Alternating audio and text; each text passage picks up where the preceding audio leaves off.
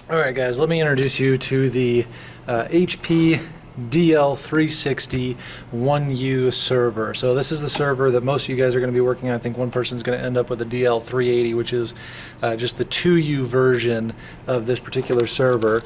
But here it is, just this top one here. Back up a little bit. Hey, there we go. Okay, so just the top one here, 1U. We got drive bays across the front. So most of them are going to come with 6 drives installed.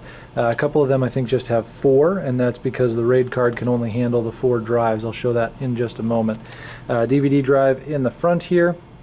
You'll notice it's kind of convenient. It has a VGA and a USB port. So if you want to plug in your monitor and your keyboard to the front, you can. But more often we are going to plug those in the back. Just looking at the insides real quick, we got all these nice little fans here. These are going to be super loud. We'll hear that in a moment. Underneath the black side, there's a little Allen wrench on the top, but underneath this black plastic is the RAID card. And you'll notice this RAID card has 2 cables. So these cables are typically 2 to 4 ports, and in this case one of them is a 4-port, one of them is a 2-port.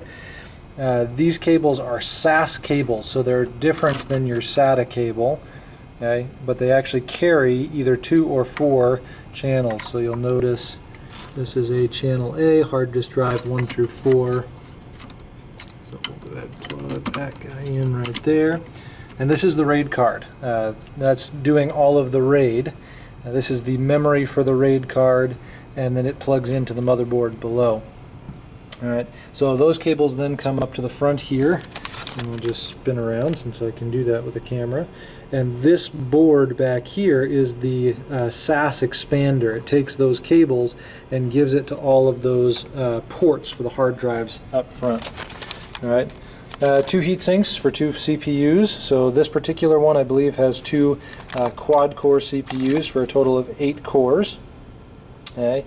All the memory is back here. Now, interesting thing about all of the memory, it kind of looks like it's all together, but realize, as we talked about in the hardware videos, maybe you haven't seen those yet, not all the memory is directly connected to all of the CPUs. We've got 2 CPUs, so this CPU is going to have some of the memory, this CPU is going to have some of the memory. And in the case of this particular computer, essentially these 4 slots go to this CPU, and these 4 slots go to this CPU.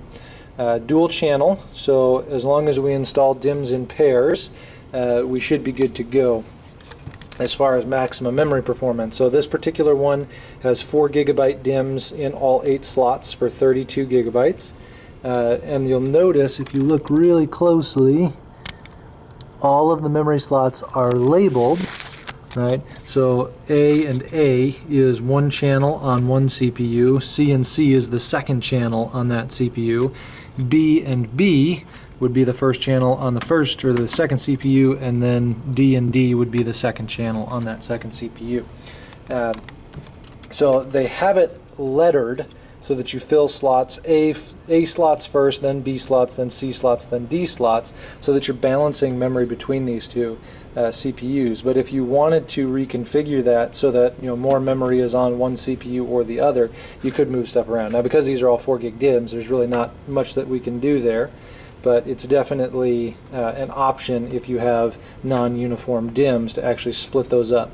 And as long as you have the same capacity in the 2 different channels, so for example A and C, as long as I have matching memory modules in the A's, that'll give me dual channel, matching in the C's, that'll give me dual channel as well. So as long as I match my channels correctly, I'll get that highest performance there. In the back we have our expansion buses. Now this particular server has a by 16 single height card and a by 8 single low profile but single slot on that side as well. So this is a full-size slot and this is a half height card. I'm not sending any expansion cards with these servers to you guys, but if you happen to have an old graphics card or something you want to throw in here just to play around with, you could do that. Redundant power supplies, of course. If one of them goes bad during the course, just take it out, remove it entirely. It'll still work with just one power supply in there. Locking tab right here, and then that guy will slide right out. Get him out of the system, and then the errors should go away. Let's take a look at the back real quick. So plenty of ports here on the back. You'll notice that there is a Ethernet port above the two USB over here, and it's marked as ILO, or Integrated Lights Out. This is the management interface, so you don't want to plug networking into this particular port. But you have two USB ports there for keyboard and mouse if you need them. Serial VGA for your monitor, two PS2 ports for keyboard and mouse, and then two NICs. And notice that this one is labeled NIC 1 and this one is labeled NIC 2. So oftentimes in the operating system it'll be 0 and 1, just to keep those two straight. But pretty simple on the back, but that's the back there. You'll need two power plugs. If you only plug in one power supply, you'll get some beeping essentially telling you that there's a dead power supply. So make sure you plug in both of those. So let's go ahead and get this guy started up. So this is the same server that I was showing you. I've populated it with a whole bunch of drives, which I should show you real quick. Sorry, you're on a tripod now. So these drives here, push the little purple tab, and that will unlock the drive. You can pull those out. If a drive fails, I'm hoping to send a couple of spare drives along with you guys so that you can swap drives out if you need to. Also, some of our exercises will actually call for you to pull a drive out, see if your RAID can actually handle a drive failure. So that's how we do it. Just a note, if the server is powered on when you pop out that drive, be gentle because you've got a spinning metal disc in here. So pull it out just a little bit, let it sit for a little while, let that spinning metal disc stop moving before you pull it the rest of the way out. If you just jerk it out and start moving it, you're going to damage both the bearings and possibly the heads on that hard drive. And if it wasn't dead before, it certainly will be after that. So just pop it out a little bit and leave it there, let it cool down, and then you can pull it out the rest of the way. Okay, so let's go ahead and get this guy started up. And I'm going to warn you, he's going to scream at you. He is a server. He's got all of those fans. I mean, we saw, what is it, the 9 or so double stacks, so 18 fans sitting inside of here that all want to make sure this server's cool. And before BIOS gets through the initial loading, those fans are essentially maxed out to make sure that there's no overheating problem. So, noise warning, this guy is going to be loud.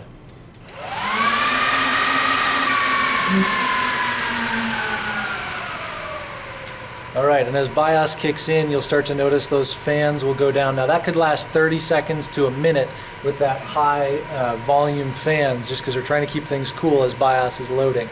Once BIOS kicks in, they start to quiet down. They're still going to be loud. This is going to be louder than your desktop, louder than a laptop for sure, but it is a lot quieter. BIOS is loading now. We're seeing all of the different hardware. What I'm looking for is a little message down here that says press F9 to enter setup. There it is. So I'll go ahead and press F9. And there it goes. All right, it's giving me the thumbs up. So it's going to finish initializing the hardware, then I should be able to get into setup. If the RAID controller gives you any errors, you could ignore those for now. Realize that we swapped a whole bunch of drives all over the place, so it's got drives from old systems with old RAID arrays. It might have a RAID array that it's looking for that's not there anymore. Feel free to ignore those. Alright, standard boot order. Yeah, okay, alright, so I'm going to go ahead and press F1 to continue on this error. And I'm hoping that'll take me into, yeah, okay. So this is set up. I'm going to move you guys so you can see set up a little bit better. This is the height of screen capture technology right here. Okay. So within BIOS you can see a lot of the information. For example, the 32 gigabytes of memory that I have in here is being recognized. I see my two CPUs, the fact that they're 2.5 gigahertz Intel CPUs. Doesn't tell me how many cores, but I can learn that later. Just a note here on the boot controller order, make sure that the smart array is the first device. That's going to be our RAID card, so make sure that that's our first device there. If you want to set your date and time, you can do so. Just to date this video, this is 5/11/2020. and it is 9:46 p.m. and there we go. So now my date and time is set. Be very careful with passwords. If you forget your password, this thing is a brick. You can't recover that at all. Under advanced options, another important thing to note will be under processor options, to make sure that our Intel virtualization technology is in fact enabled. I saw that it was disabled on a few. Make sure that it's enabled. That'll allow us to do virtual machines and things. Without that, you cannot do virtual machines. Okay. All right, so I think that's about it for setup. Feel free to dig around in there. Be careful with what you change though, because you can break some things if you're not too careful. So I'm going to go ahead and hit escape to log out of that, F10 to confirm. It's going to shut off, and again, when it starts up, it's going to be super loud. Then I'm going to walk you guys through RAID real quick. Okay, so while the computer's rebooting, we're looking for the P400 message to show up and tell us which key to get into RAID. There it is. So that's our Smart Array P400 controller, and it should give me a key to press to configure. There we go, F8. Okay. So if you get an error message like this is to be expected. Again, we've got drives all over the place, and they're from different systems. Okay,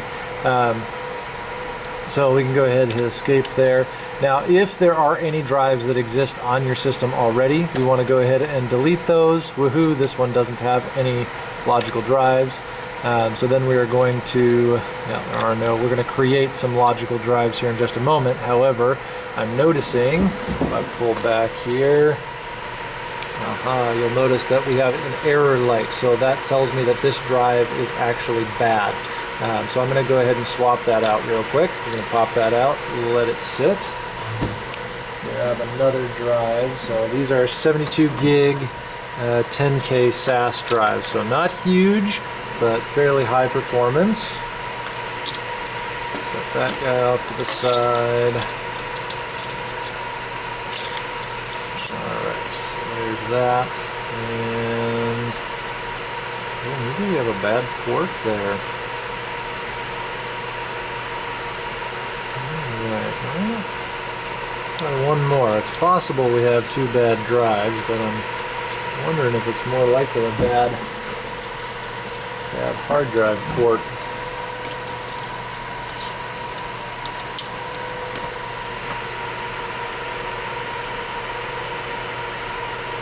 Okay, well, let's go through the setup and see if we can clear that error at all. Alright, so back to our screen.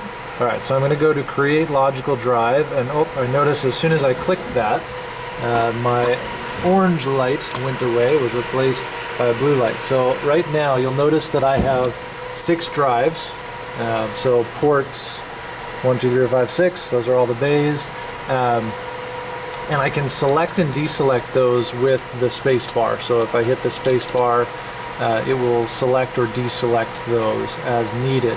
And every drive that is selected will then turn blue. So if I want to use all of my drives in one RAID array, I can do that. If I want to split them up, so maybe I only want to use the first 4 in a RAID 10, and then I want to put the other ones in a RAID 1 or something like that. I can deselect those, so you'll notice now my 2 blue lights on bays 5 and 6 are no longer lit up. And if you're wondering, well, which drive is what, there are actually little numbers on the frame. Yes, so there's a 5, there's a 6, 1, 2, 3, and 4. Okay, so those indicate which drive is which. For this particular setup, let's see, what do we want to do? Let's go ahead. Normally I would do RAID 6, but this guy doesn't have RAID 6. RAID 5, RAID 10. I'm thinking RAID 10. RAID 10 would give me almost 200 gigabytes of usable space, and I think for the virtual machines that we're going to do, that should be just about right. So do RAID 10. You guys can play around with that if you want to, change it up, but I think I'm going to do RAID 10. Yep, and that's working on all of those guys.